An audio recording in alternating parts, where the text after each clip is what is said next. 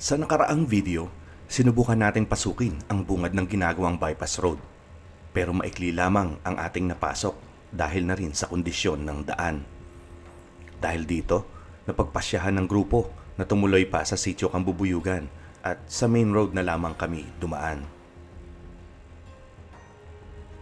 Ngayong araw, may isa tayong papasukin na daan na katugon din ng ginagawang bypass road. Ipapakita din namin sa inyo ang isang area na may magandang view na pwedeng-pwede ninyong mapasyalan kapag gusto ninyo ng ganitong mga adventure. Walang entrance fee, walang parking fee.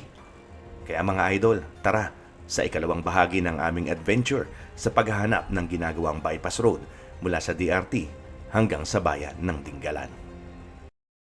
Maraming salamat sa Passion Customs para sa quality na full sublimation jersey at Emon Works sa pag-aalaga ng aking mga motor.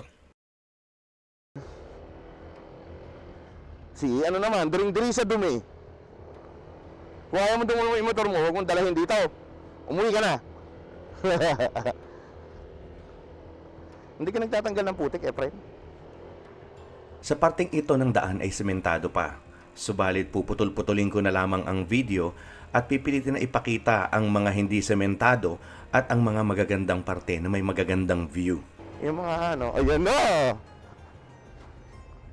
Ito na ang Israp Road. Mahaba-haba rin ang parte na ito na hindi pa sementado. Subalit hindi naman ganoon kalubak at hindi ganoon kalalaki ang mga bato. Kaya kayang-kaya ng lahat ng uri ng motor at mga sasakyan. Diyan lang. May maikling parteng sementado sa kalsada dito sa sitio Talamsi. Pagkatapos, rough road na ulit. Pero hindi ulit mahirap daanan, kaya okay lang.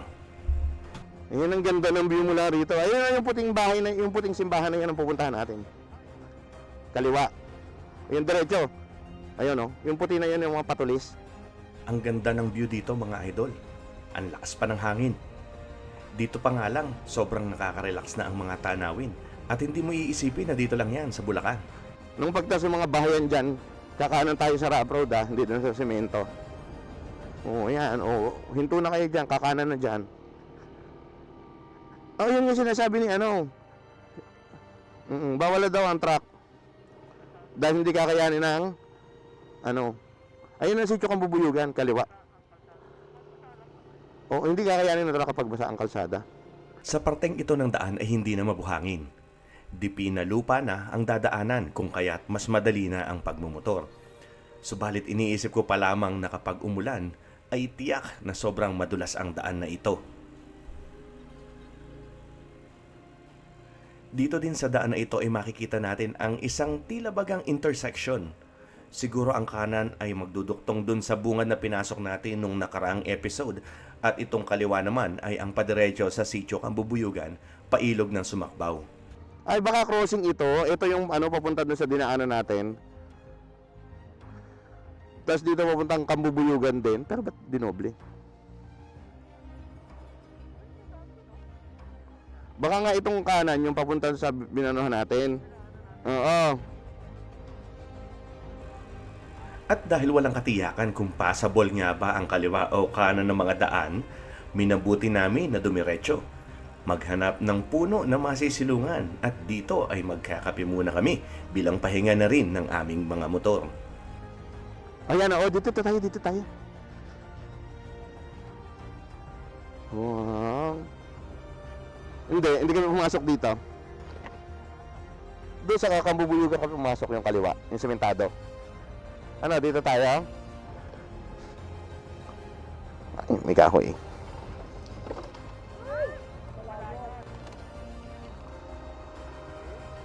Sa mataas na parte. Kahit mababa, Sa ibaba. basta yung mga dulo-dulo.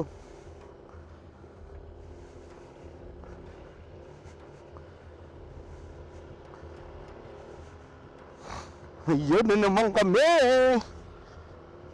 Ayun, sabi nung napagtanungan namin, dito kapraso na lang eh. Pero in fairness, mahaba-haba na rin. Wow, yung tarik. Hindi, kaya yan. Hindi gano'ng matarik. Oo. Iba pa rin yung nakaraan. Maginit naman yung ano. Oo, maganda naman. Kung ganito lang sana doon sa inahaw natin nakaraan. Kaso buhagag yung lupa eh. Mahirap talaga yung akyat na. Dito pala maganda view. Oo nga, no? Dito tayo kanina. Kaya nga. Hindi ko nakita eh. Sorry na. Pinya. Oo, pinyahan. Ano ba yung sinasabi kubo niya? Ayun yung isa. Oo. Yun, sa taas. Diyos ko, layo nang pinuntahan ni Kuya. Minsan dayuin natin siya dyan. Magkape tayo dyan. Tatambay lang eh, no? Diyan. Saan natin yung motor dito baba? Ay. Ayan, ayan, sa kanan. Okay, kasi CCTV. Oo nga, no? Ila, ay CCTV. Saan tayo dadaan? Wala na. Yun na nga ba yung daan, yung matarik na yan. Puta rage. Yung gusto lang yung ano, yung sasakyan ng ano. Hindi, ito yung sa kanan. Ano ba yung kanan na yan? Ay, yan nga yun. Ayun yata yung kampo.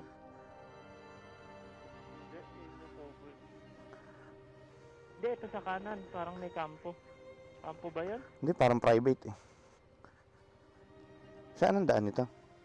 Wala na yata. Hanggang dito na lang yata. Papasok na doon sa bahay nung. Ay, ganun. So, wala naman palang daan dito papunta? Wala. Napeke ako ah.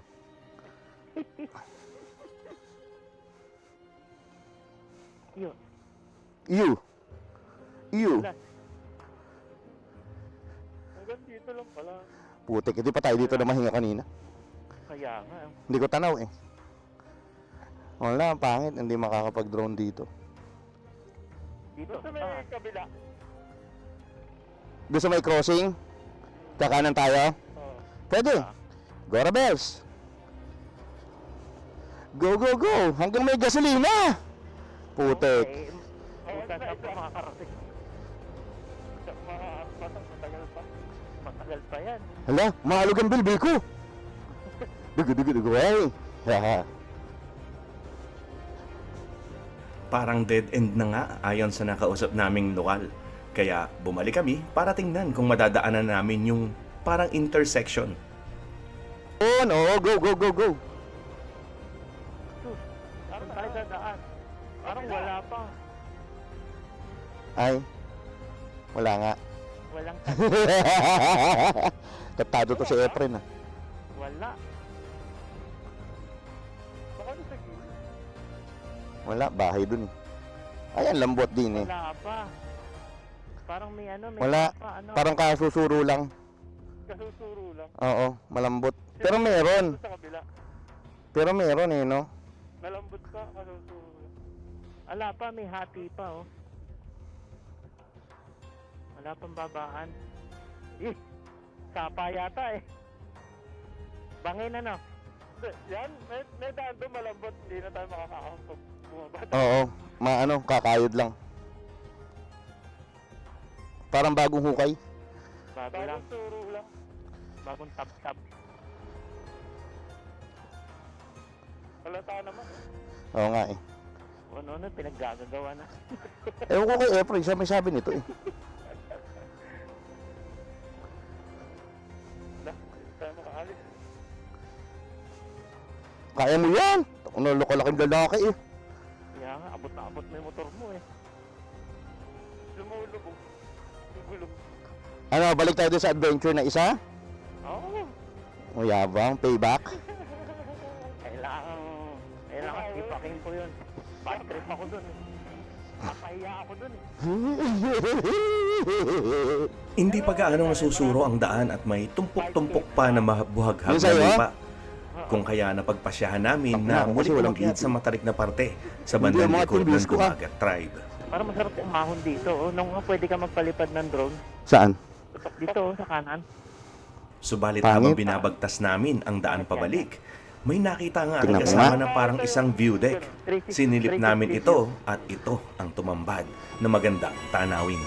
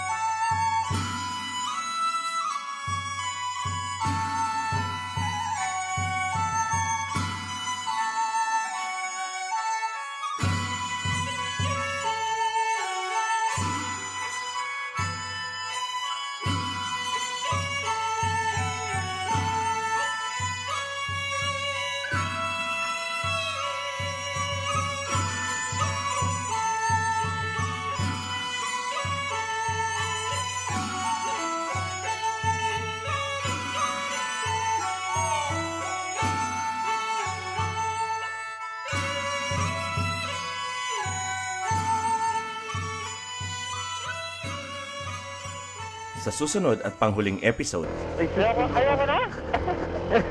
Ayoko na! Ay, sus, Ginoo. Pag gumulong ako, hindi kaya.